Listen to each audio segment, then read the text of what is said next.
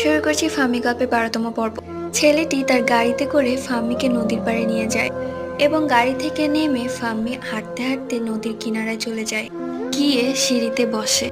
আর কিছু নয়, ফাম্মি চিৎকার করে কেঁদে ফেলে। এত জোরে জোরে কাঁদছিল যেন যে কেউ দেখলে ফাম্মির কষ্টে তার কলিজা ছিদ্র হয়ে যাবে।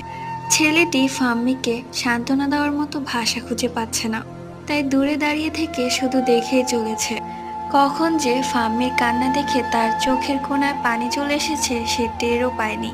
হাউমাউ করে কাঁদছে ফাম্মি। ফাম্মির প্রতিদিনের কষ্ট থেকেও আজকের কষ্ট যেন সব থেকে বেশি। ফাম্মি মাটিতে গড়িয়ে কাঁদছে।